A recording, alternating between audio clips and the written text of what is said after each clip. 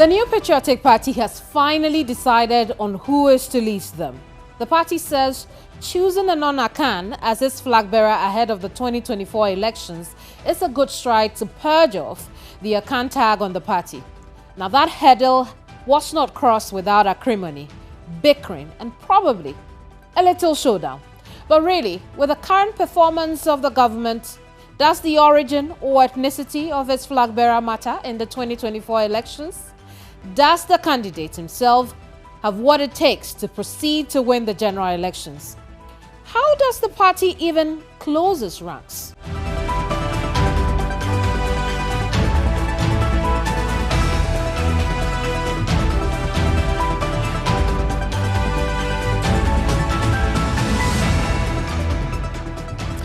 Our guest today is rumored to be interested to partner Dr. Muhammadu Bawumia on the ticket of the NPP for 2024. He has been touting not only his competence, but that of Dr. Muhammadu Bawumia even ahead of the primaries. He is currently the longest-serving member of parliament and the leader of the majority side. Osei-Kyei-Mensah-Bonsu is my guest. You're welcome to Hot Issues, Leader. Thanks for having me. I want to start off with your presidential candidate, the NPP's presidential candidate, Dr. Muhammadu Bawumia. Why do you think the delegates decided on him? Well, I think we should all recognize where we are as a nation. And the people who contested, even the original 10, all of them qualified to contest, going by the party's constitution, the qualification and eligibility criteria employed by the party. They all did qualify to contest and they were eligible to contest. But beyond that, I think the delegates were looking at other things. First, as I said, as a country, we need to recognize where we are. And indeed and in truth, we're looking at the economy. Right. So if you want a leader of the party, we want somebody to lead a contest into 2024 December against our main opponent, that is the NDC. We are looking at who it is that has the competence to really rev up the economy. And the delegates decided on Bawumia. The delegates, I guess, decided. Do you believe the same? I do. You do. However, when you said that, well, you also support Dr. Bawumia based on a popular choice, it does not come across as though you do believe in that. I do believe in him because he's a popular choice. Yeah, I mean, you also supported him because the majority supported him. No, I had done a critical analysis. Okay. And indeed, way back, I knew if it came to this point that given the standing of Dr. Bawumia, in terms of his deep knowledge, in terms of his experience, in terms of his demonstrable competence, and in terms of his own persona, his humility, how he carries himself, how affable he is, how he gels with the party grassroots. I see. I did know right from the very genesis that he was going to emerge strongly. And so my belief in him has been long-standing. I see. We'll move away from that and talk about how the victory he's had in the internal party election could be translated into the general elections, especially when people think that Dr. Bawumia has lied to them. They think that Dr. Bawumia has not shown the competence he promised. Well, I think you are falling into the trap of stereotyping. Are we? Yes. A person makes a statement, especially when you make a statement that has to do with the economy. As the economists say, it's ceteris paribus. Everything being equal, this is how things will play out. You're not going to repeat that phrase at any statement that you make, because that is a given. But he sold us a dream, and he didn't deliver. So on that go back to the manifesto promise of the NDC. They said they were going to clean up the filth in this country in 100 days. Did they do that? So the NDC lied to us. They said, no. They said they were going to scale down ministers. right, up to 60. Did they do that? They didn't do that. Right. Did President Mills lie to this country? No, did he? How about we talk about the NPP? So you see, the NPP, I agree. I agree. Whatever the situation is, it does not negate the fact that the NPP has also not lived to its expectations. If you say that the NPP has not lived up to our expectations, yes, right, I would agree, because it's not every manifesto promise that we're able to achieve or fulfill. But to go on then to say that he lied, let's go back to what the NDC did in their manifesto. You tell the NDC that they lied to this country. I see. Do you do that? No, especially so we should be charitable. Especially, and that's why I'm saying that you are falling into the stereotyping of the NDC, and that is unfortunate. Well, but when you consider the fact that the Vice President told us that when you say the economy is working well, the fundamentals will expose you. Everything being equal. And it's the same at this point. It took a long while for the NPP to admit that things are going south in the economy. Well, nobody who said anybody was able to predict the calamity that the COVID-19 was going to be able to unfold and unleash onto the economy. Who could predict that? Nobody. And of course, the track record of the NPP bears us out. Right. That 2017, 2018, 2019, before the advent of the COVID-19, we were growing this country at an average pace of 7%, unprecedented in the history of this country. Don't they say that you're as good as your last job? When we look at the last job of the NPP, it would seem that the NPP folded in the face of trials and challenges, and that would have made, differentiated the NPP from the NDC. But you lost that opportunity to show leadership, which mostly was at the doorstep of the Vice President. Would you say that? Again, stereotyping. When we had Dumso, did you guys lay the blame at the doorsteps of John Mahama, who was the Vice President? Well, during the campaign period. No, I'm asking. Because you see, you seem to be falling into the trap the NPP designed its own puzzle, and now we are putting it together. So I'm just saying that if you are a Vice President, what is the role of the Vice President? Even the constitutionally set Is he not the head of the economic committee of this country? John Mahama was. The economic management. John Mahama was. Did you blame him for Dumso? Did you ever mention John Mahama's name because you were the head of the economic management team? Okay. Did you ever? So nobody ever. So why now this sudden resurgence? Let's lay everything at the doorstep of the chairman of the economic advisory committee. Let's talk about In any event, the economic management team of cabinet plays only an advisory role to the president. So he's been advising but haven't been taken. Executive power Those pieces of advice have not been taken. vested in one person under Article 58 of this Constitution. It's one person. Indeed, even within cabinet, after they've advised on policy, cabinets have the finance committee.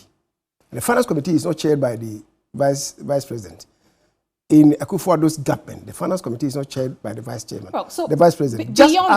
Just as under President Mills, the finance committee. Beyond that, can I finish with due respect? The NPP sold Dr. Bawumia during this campaign period as the economic messiah, the economic whiz kid who changed things for us. It's only fair that we come back to you and ask what has happened to your economic whiz kid. The management of the economy is at the behest of the person who wields executive power. And no vice president supplants the president. You can only advise. Do you guys, if anything goes wrong in a ministry, step out to blame a deputy minister? You blame the minister.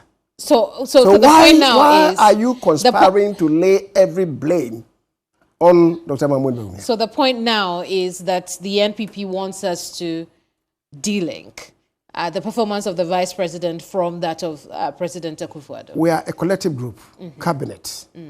He's part of it. I was just making the point that even the constitutionally set functions for the president, in 1996, everything was removed. Under Jerry Rawlings, when he had this problem with the then Vice President Nakar. Right. Now, so the position of the vice president is only to advise his boss. The buck stops with the boss. So the boss didn't act, although the vice president advised. advised. So if there is any credit, it goes to the president. If there is any fault, you may blame the regime, the president. To say that this man has expertise in this field, so necessarily he must be held accountable, is a most unfortunate appreciation of the Constitution. How do you convince us that we can extricate the vice president and allow him to prove his competency at this point? Because that is how you sold it to us. I was just asking you when you posed a question to me that when we had Dumso, John Mahama was the chairman of the economic management team under President Mills. Did anybody bring his name into the fray? Nobody did at the time. So why are you insisting? I've told you two things that we should talk about the NPP. Secondly, in this case, you have made promises and we are holding you to that promise, but Bawumia, you are saying we shouldn't. No, so Bawumia, it was. You are telling me that Bawumia, it was who came to you and told you that he's the economic whiskey. Is that the case? I thought you were working as a team. The NPP sold as a candidate. No, you see. You sold as a candidate. Let's make a He held a lot of conferences. He had a lot of seminars where he told us how competent he is as an economist. Poking holes into the NDC's government. Yes. As a minority leader, I did the same thing. Right. As a minority leader, I did the same thing. Leading, of course, you do know that a party in opposition is generally run on the shoulders of the party in parliament. So I led the party in parliament, and for 8 years I was critiquing the performance of the NDC. So would you say that because of what I did, if there is any perceived failure, it should also be laid on my shoulders? Absolutely. But also, I want to ask you, are you telling me that the vice president was just a figurehead for what the NPP wanted to do? I've not said so. You see, we are stranding out the issues. I'm just telling you that lumping everything on the shoulders of every failure on the shoulders of economic failure, I should say. Yes. Or maybe non-performance on the back or on the shoulders of the vice president doesn't hold, because the Constitution does not make him ultimately responsible for a decision. Executive power is vested. But the NPP knew that before they sold that dream to the Ghanaian people. Well, you see, Akufo-Addo is a lawyer, right? A human rights persona, as you do know him. One who will go for the rule of law. And the main challenge in the economy, as he perceived at the time, one to do with governance, the rule of law, and also the economy. And he was looking for somebody to complement him on the ticket. And he found that person in Dr. Mahmoud Bawumia to provide that complementarity. I see. Right. But I'm insisting that ultimately the buck stops with the president and not the vice president. 2017, 2018, 2019, when we were growing at 7% averagely, did you attribute the success to Dr. Bawumia? Well, the fact that you haven't been able to grow beyond that, show leadership and competency post that. We had inherited an economy that was not doing well at all. I see. And then you had the IMF at that point. Yes, we had the IMF. Uh-huh. We inherited the IMF. Yes. And yet the economy was plummeting. I'm suggesting to you that whereas our association with the IMF is edging us up from 0.5%, right, to close to 2% the other time, and now in last time around we're thinking that we'll be able to grow at 1.5%. So we are climbing up. That is consistency in growth. Are we? Yes. Even now? When you begin from 0.5 and you go beyond 1% and now 3%, aren't you growing up? They were plummeting 2.7 and 3.4%. And you think, and that they had not experienced any force majeure, right, the way we have. So we can't compare the two situations at all. I see. You cannot. Let's talk more directly about the performance of President Akufo-Addo and his Vice President, Dr. Mahamudu Bawumia. What would you say their competencies have been post-COVID and the Russia-Ukraine war? Well, we're climbing up. The effect of these things were very shattering. I keep saying that the emphasis of the president at the time was saving life, protecting livelihood, and for that reason, we're able to keep down the numbers of those people who, unfortunately, succumbed to COVID-19. In the sub-region and indeed in Africa, we did exceedingly well. Did we over-exaggerate our strength? Maybe, because we went further to provide, free water, then halved electricity bills and so on, which was good for the citizenry, protecting livelihood and saving lives. It was bound to have an impact on the economy. And indeed, it is the reason why we took a deep nosedive. And how would you say they have managed to turn things around post-COVID? We're coming up in regards to the economy. We look at what growth rate that we achieved last year. We had started climbing up a bit, and this year, as I'm saying, we projected to grow at 1.5, and now it is estimated for us to grow beyond or over and above 3%, more than doubling what projection that we had in the budget. It means we are making progress. And we had anticipated to plateau 2028. Now, by this growth pattern, it does seem that 2025, 2026 will be able to bounce back strongly. I see. But there are those who say, I mean, despite the explanation you're giving us now, who think that the economic mosaic team, the NPP, have failed at delivering the kind of economy that the Ghanaian people will wish for. How do you convince those people? That is what we are doing. That is what we are doing. That the effects of the COVID-19 was most shattering. And even though people are beginning to sing a different tune, our former president alluded to it. Even former President John Dramani Mahama, when we were hard hit, alluded to the impact of COVID-19, that was shattering and that the economies of African countries were being really destroyed. He owned up to it. Today, there's a different team that, we ought to have done better.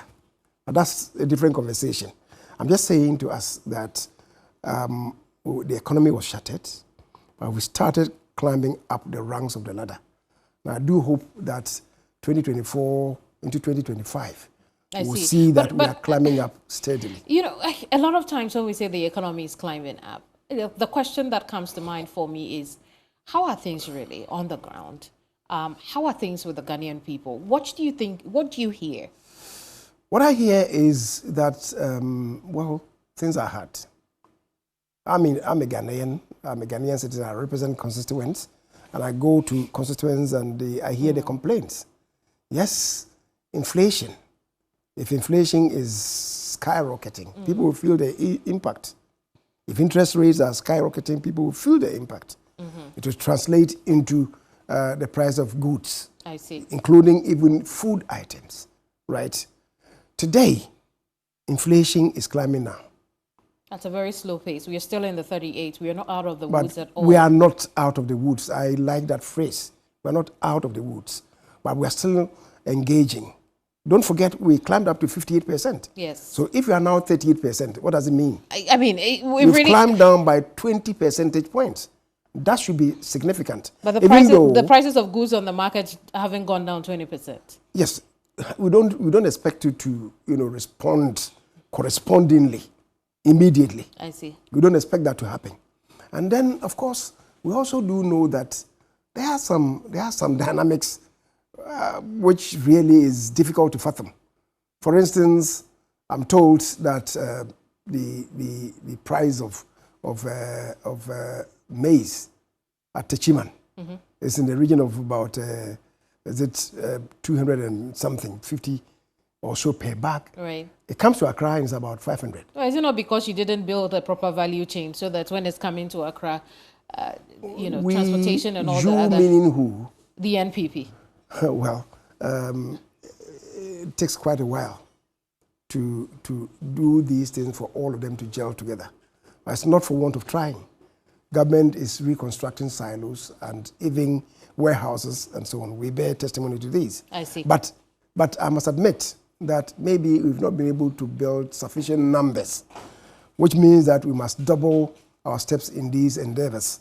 But certainly something is being done. So that hardship you talk about is why I would ask you, when the Ghanaian people look at the Vice President, Dr. Mahamudu Bawumia, who's now the NPP's presidential candidate, what else should they think he's bringing to the table? Because whatever it is that he has told us already, many think he didn't do quite well. You still want to go back to your old... No, argument. we're not going back. I'm asking you, what else I'm saying, is he bringing to the table to change the fortunes? The construct of the question, again, migrating to your old love story, your old love, line, that he was part of this, so what is he bringing on? And I've told you that really, we can make a decoupling. President Mahama, for instance, told Ghanaians, as a vice president, that he was the luckiest vice president that Ghana has had, because he was giving every opportunity. So many things went wrong. But as a vice president, he was the vice president. What else is Dr. Mahamudu Bawumia as a vice president, he was the table? Vice president. The buck did stop with President Mills. The buck stops with President Nana Addo Dankwa. Let's agree to disagree. Having moved, I will not agree with you on this. No, we agree to disagree. You want to zero in on him, which is, I think, unfortunate. Well, he's now your presidential candidate. Yes. So what I'm asking is, what else is he bringing to the table as far as the economic transformation of this country is concerned? In his acceptance speech, after he had won, he said that, yes, he has contributed. He has advised, right? Yes. And we are where we are. But he is going to be his own man. What does it mean? He has his own ideas. Now that he's going to be in charge, knowing that the buck will stop with him, he's now going to unfold and indeed unveil his own vision as well. I see. Of course, don't forget the party has its own ideology, right?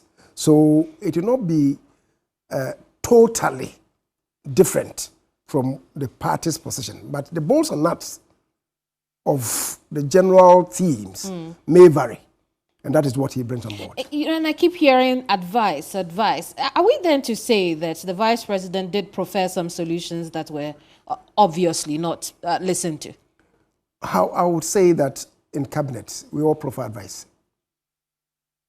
But the buck stops with the president. And don't forget, he may not listen only to the vice president. He has, a whole warehouse of advisors. So he will listen to them, and he places everything on balance, and he will make a determination. Well, two things then come up. It's either the vice president, the president rather, did not see through the vice president's competencies, or the president is just hard-headed and wouldn't listen to anybody. In respect of what? In respect of advising and not taking. In respect of because what this is the in person, particular? This is the person you tell us in respect of what in particular? That the leader, I'm coming back to what you have told us. Yes. The fact that President Akufo-Addo is a lawyer, and so they needed a complementary candidate who is somebody with knowledge in the economy, yes. And that was Vice President Dr. Mahamudu Bawumia. You're telling me that in cabinet everybody advises, and the president may not necessarily take all of that.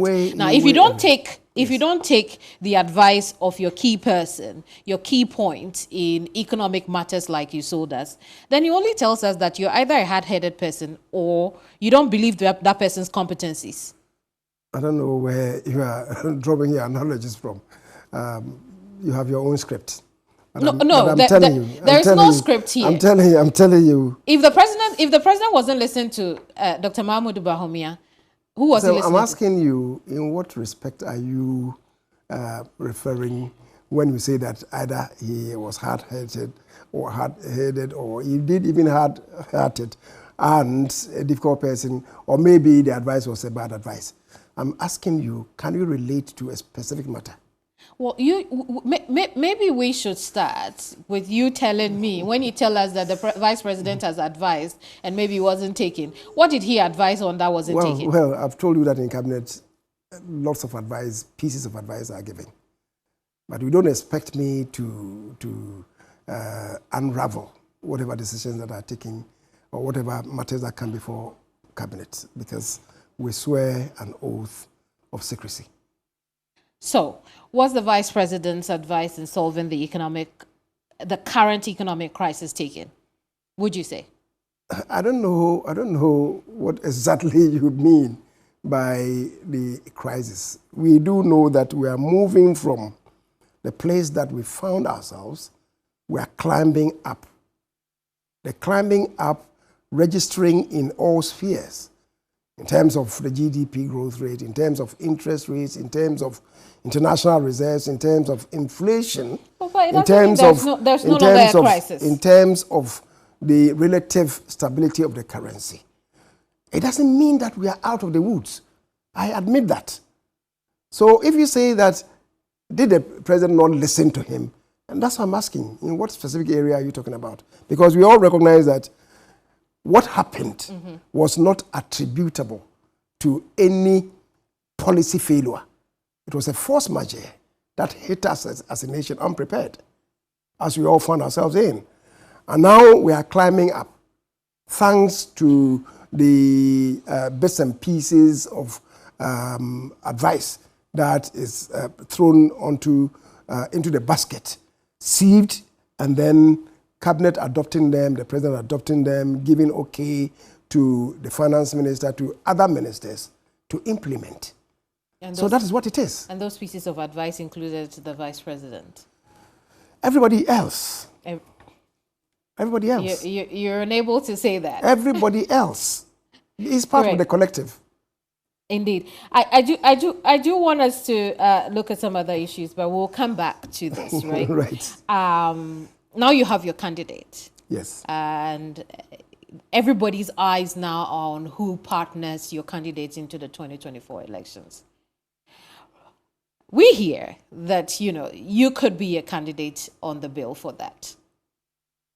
Thank you for the compliment. Is it something you're interested in? Well, I don't want us as a party or as individuals to be engaged in any attempt at foisting somebody on the flag bearer, the newly elected presidential candidate. Why? Because in nominating Roland Isifu Alasan as his partner, Professor Albert Eduwahin was never forced by anyone. He did his own introspection. He might have done his own consultation, and then he came up with the name R.I. Alasan, announced at the National Council. The party considered it and proffered our advice. And that was it. President Kufuor came on board. Of course, the first stanza, his choice, the choice of then Vice President Akar, was at the instance of the alliance that we had formed with the other smaller parties. But when it didn't work into 2000, I see. He came back and chose Alhaji Aliyu Mahama, and came to announce the name. Equally so for Nana Addo Dankwa Akufo-Addo. There were a lot of intrigues. I see how you are not answering the question about whether or not you are interested. I'm coming back. I'm coming there. Being running mate. I'm coming there. Okay.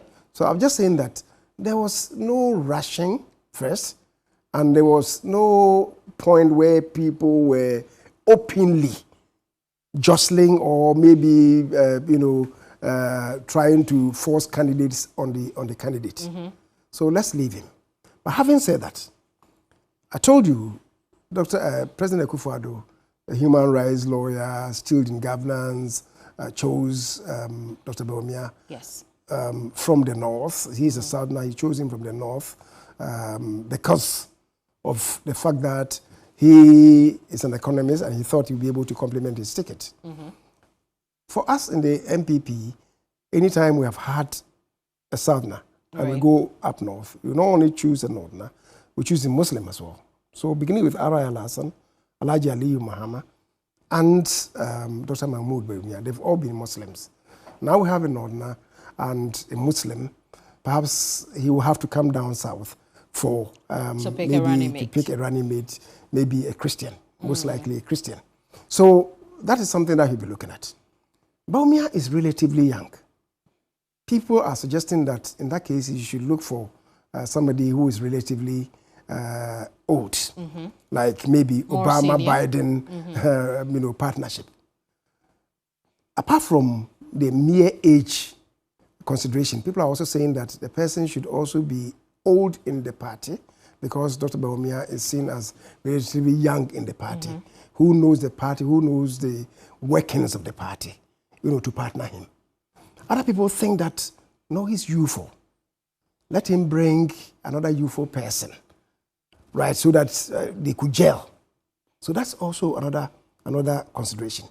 Some others think that he's an economist.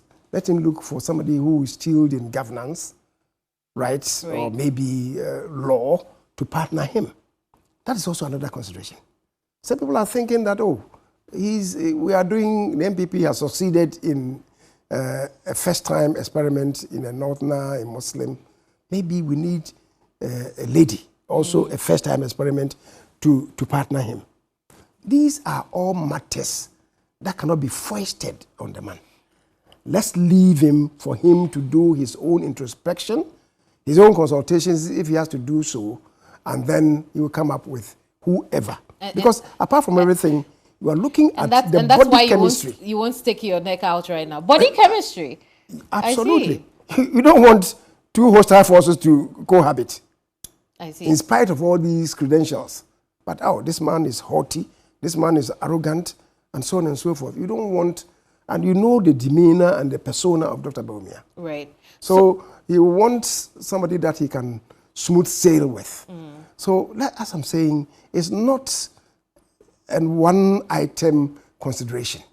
Let's leave everything. So to you, what qualifications would you expect the running mate? Those are the matters that I've alluded to. Oh, those are also things you believe in also?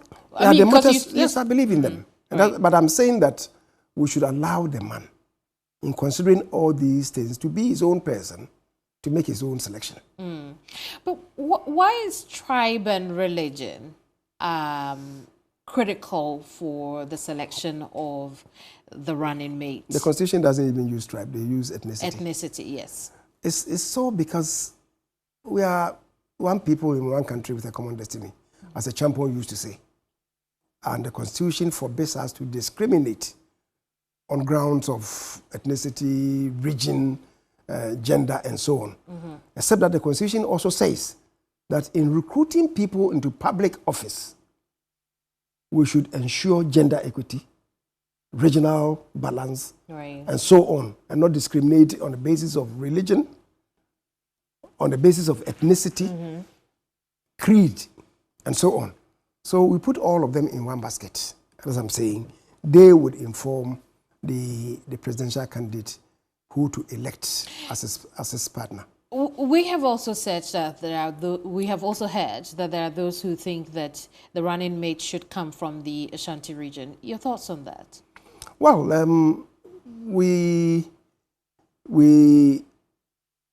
they spin this suggestion that once it's going up north, it should come to, the running mate should come to an Akan area. Most possibly Ashanti, most possibly the Ashanti region. To me, Ashanti may not be the only Akan area. Right. For instance, the Achims are Akans, right? The Fantis are Akans. The Kous are Akans, right? So we will not close the door, except that one could say that, to the extent that an Ashanti did not succeed President Kufuor, right? Maybe an Achim should not succeed Nana Addo Dankwa Akufo-Addo. I see. Right? I mean, these are all matters that really would because we want to encourage everybody to have that sense of belongingness. What do you think would happen if the running mate slot does not go to a member of the party from the Ashanti region? I'm not too sure that the world will come to an end. But that's also your major, what they call the World Bank of your votes. I don't want to go on that line, because if you go on that line, you then justify perpetually the choice of a presidential candidate from the Volta region for the NDC. Because that's their World Bank. It shouldn't be so. But we know the dynamics. Right. So let the people decide. I'm from Ashanti region, and well, it is that Dr. Bawumia is from the north, and maybe his own ethnic background is not one place that we have major votes from or huge numbers from. So we need where maybe a region that will support him, complement him. Where and that's why you need the Ashanti that is why people are coming up with that. So I'm saying that it is justifiable. What do you think? It is justifiable, but there are some other Akan areas that we could also look at. For instance, if you are, that is, I don't want us to do this on ethnic basis, but within the NPP, the Kwawus, for instance, one group that has not really come up strongly, even though constantly and consistently they have been most supportive of the NPP, right? So, but Akan's, Kwawus and Ashantis are almost about the same stock. But I don't want us to, you know, no, we'll look at it one more time. Ethnicize the debate. We are looking for competence, just as we did for Dr. Mahmoud Bawumia. Because Bawumia was chosen not because he's from the north or he's a Muslim. He was chosen because of his demonstrable competence and knowledge and experience. That is also then claiming that we do not see that ethnicity is playing a critical role in what the NPP, you know, the electoral process for the NPP at this point. I've said that. Yes. So here's where I'm going with that. Right. There are those who have said that already the Ashanti base for the NPP is unhappy how the current administration has treated them. They are worried that much development didn't come there as they expected.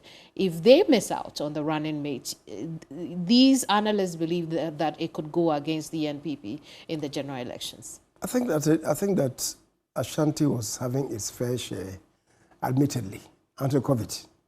Oh, yes, really? Yes, until COVID, which really shattered a lot of things. For instance, my own constituency. Where they attacked you? My own constituency. Yes.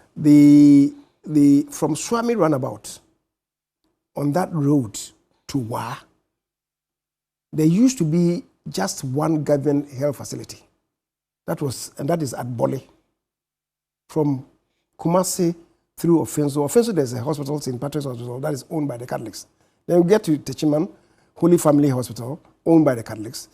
Wenchi, owned by Methodist Church, and then you get to Bole, where we had a small government health facility, now upgraded to a polyclinic. Right. Then Wa. Now, today, I can say. But we can still hear from the ground about how they're unhappy. I'm saying that today. I'm not saying that everybody is happy. I'm just saying that we had started these things until the advent of COVID. We had started the loan facility for the Swami interchange, for instance, before the COVID. And now we're struggling to have money to do it, which fortunately we've now been able to get. Do you think that over this 7-year spell, the Ashanti region has got the kind of development that they were promised? I wouldn't say so. I wouldn't say so at all, that we have had it. Because the polyclinic that was earmarked for my place, they started, but then it got stalled. Then there's some interchange, is an albatross, I should say, because again of the same force majeure that occurred. So it really has affected development in Ashanti, just as it has affected development in many other regions in the country. I see. So Ashanti is not alone as the only region that is, if you like, shortchanged. There are particular projects that have stalled. We can relate to that. The Kumasi Airport, the Kejetia markets, right? But there are reasons. For instance, it's been done by contractor, originating from Brazil. We know what problems that they encountered with the company in Brazil. Right. Now, fortunately, the president under whose auspices this thing started has been re-elected. So we know that going forward, things will be easier. We'll be able to resolve the intricacies and have it repositioned, right? Well. There are matters to do with roads that we are struggling with, admittedly. And maybe, again, there one would say that we have over-exaggerated our strength. You always have, haven't you? No, listen. President Kufuor, for instance, was able to improve the road network to 69,000 when he was leaving. The NDC came to add on to it. At the time they were leaving, they had increased the road network from 69,000 to 78,000 kilometers, right? Increased by 9,000 kilometers. We have come from 78,000. Today we are talking about 105,000 kilometers. I see. So, you see, and then we have this whole thing happening to us. The amounts of support, the monies that were coming as support to the budget every year, in the region of $3 billion. Post-COVID, they are not coming. But it's also so the support that you need to maybe send to these areas, now with the partnership with the IMF, you're only having $1 billion per year. Right. In place of the $2 billion. What could $2 billion not have done? Leader, it's also said that Ghana is one of the countries that had a lot of financial assistance during COVID. And so when COVID is the key reason some things are, things have not progressed the way they should, it begs a lot of questions, doesn't it? Ghana had assistance relating to COVID. Is the reason why we're able to keep the numbers of transitions down. It was the reason why we're able to protect lives and livelihood better than the other nations. So if we had projects that were already being funded, once COVID was subdued, then those projects should take off again, shouldn't they? See, the economy is multifaceted. Don't forget. COVID happens. People are not factories. Private factories, I should say. These private industries were not operating at the level that they were operating. The taxes that government was supposed to have, revenue, couldn't come in. And that is how come we had that nosedive in the economy. Because whereas expenditures were up, the revenues had plummeted. And that is how come I keep saying that sometimes when you exaggerate your strength, if you want to continue when your revenue is not matching up to your expenditure, the economy would suffer. Shall we talk about, the campaign in the lead up to the presidential primary within the NPP? Let's focus on the damage that it caused the party. We know that Boakye Jaako said he had resigned in his heart. We also know that Alan Tremantin, he physically resigned, if that's a thing at all. And the question for me now is, can the NPP overcome what it has been through the last few weeks, and how? We can and should. We can and should repair. If we cannot, then maybe we better forget about elections. Why? Because on our own accords, the NPP is difficult for us to win any elections on our own accord. Because our base support is in the region of 47%. You require floating voters to join you. So if you can repair yourself and forge a united front and make your party attractive, you cannot attract floating voters to scale the hurdle of 50 plus 1% in order to win power.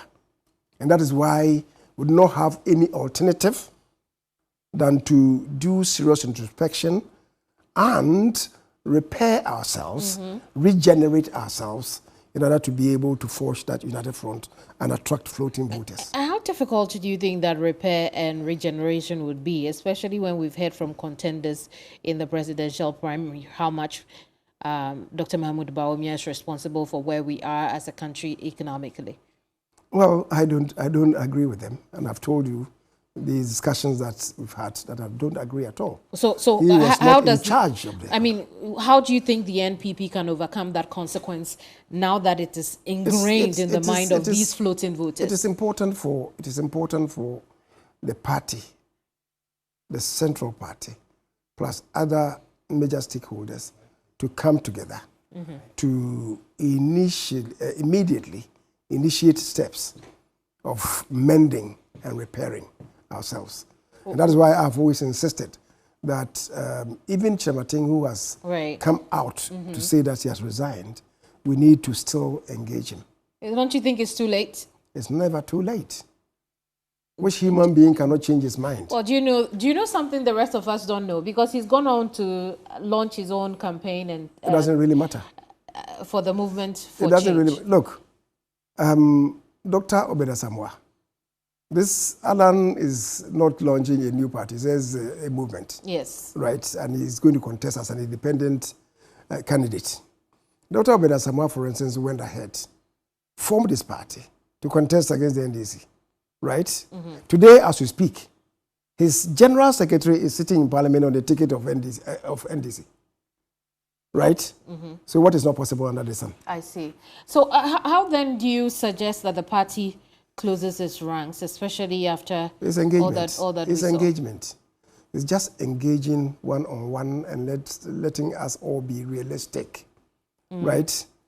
I'm a Christian. The Bible that I read teaches me that Jesus told a parable that if you have 100 sheep and one goes astray, you leave 99 to scout for the one that's gone out. I see. So if Alan has gone out, it's important for us to engage. And engage the rest, or engage Alan, or both? Oh, all of them. I see. Because you see... But if the party has not been able to bring Alan back as of now, yes. How sure are we that the party can engage? How long has that been? Well, since he's peeling off. How long should it take? No, it shouldn't. I don't propose any timelines, but I'm saying that immediately we should begin to engage. Now that this contest is over, we should begin to engage. And I have no doubt in my mind that perhaps the flag bearer now would even initiate it. Already, those of them who remain in the race is gone to all of them. And he's been talking. How convinced are you that the current crop of leadership will be able to do this engagement, particularly with those who feel estranged from the party? Well, I believe everything is possible under the sun. And it's not for them alone to do that. I'm talking about the elected officers. It's not for them alone to do that. Yes, you have those of them at the center now, many of them quite young. If you're going to have an engagement with an elderly person, right, you may not necessarily have to do so alone, but to court the support of maybe equally elderly people in the party, take them along to do that engagement. So, as for strategies in dealing with these matters, I think they abound. Oh, you're probably one of the oldest people in the party in terms of membership. You would say. One of the most experienced. Most experienced. Not the oldest. Because we are talking about oldest people, we are talking about the Hackmans of this world. And even the current chief of staff is much older than me. No, not in age. That's but what I'm I meant in membership of the party. Absolutely. All right. Absolutely. Okay. So what did you say the right thing is? Longest. You're one of the most experienced members of the NPP. Right. Dr. Frimpong Boateng believes that, Professor Frimpong Boateng, I must say, believes that the NPP of old is not the NPP we see now, that the ideologies and principles of the party have shifted. What do you see? I don't know what he means by that. And sometimes when a person makes a statement, you need to have the full complement of the statement before you're able to provide a good analysis. Well, but I'm just saying that, yes, at the very outset, we had DJ Darocha being our chairman and Ajini Boateng being our secretary. They were quite elderly in the party, having come through Progress Party, through PFP to get to the New Patriotic Party, right? So in terms of age, in terms of experience, in terms of stature, if you look back, you will say that yes, they were quite old in the system. In Accra here, we had Peter Alajete, who became our party chairman, and the next succeeding chairman. All of them were from the old stock. I see. So you see, the new people will come look at them in admiration. But let's not forget that you will have some of the new breed who will be able to pick themselves up and register strongly on the radar. Well, and they will also be able to provide. Some of this new breed are very leadership. Vindictive, especially in how they treated him in the Galamsey. When the Galamsey report was released, he thinks that this new breed of NPP was very vindictive to him because he heard on radio that some communicators were insulting him and they had been discharged to insult him. Well, I don't know of that, and I don't know the persons that he was referring to. Again, I don't know if you are talking about the administrators, that the leadership. I'm not too sure that any of the leaders, the elected officers, for instance, Kodia, Stephen Team, Nana Boache, and others, are the people that he means insulted him.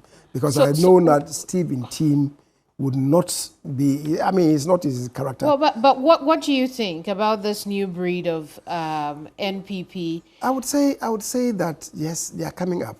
They're coming up strongly. Do they appeal to the core base of the party? Well, you see, each person giving his own persona, his own demeanor, has his own followers. They went into election, people voted for them hugely. So it means that the base is supporting them, right? Whoever is supported by whoever has some resonance with the party. But we need to come together as one group. And there are seniors amongst us whose own experience we could still tap. I'm talking about these newly elected officers. On a larger scale, though, do you think that the NPP is still appealing to what we have described as floating voters and the core of this party as much as it did in 2000 and 2016?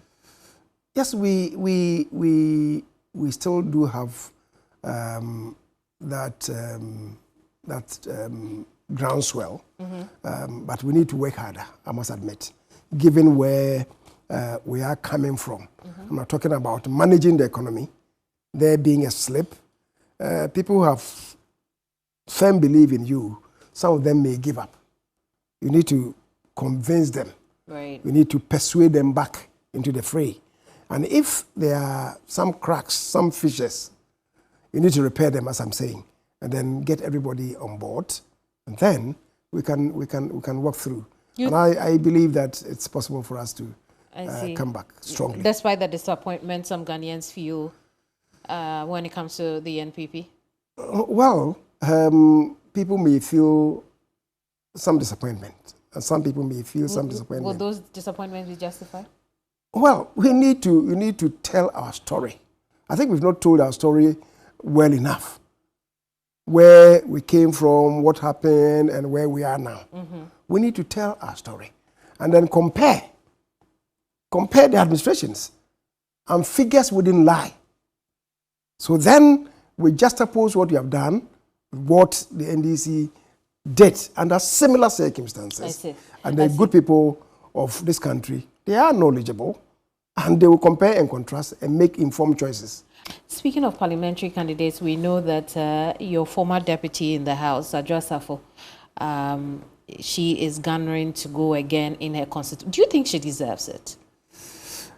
The determination will be made by her constituents. Do you think she deserves another chance? That determination must be made by her constituents.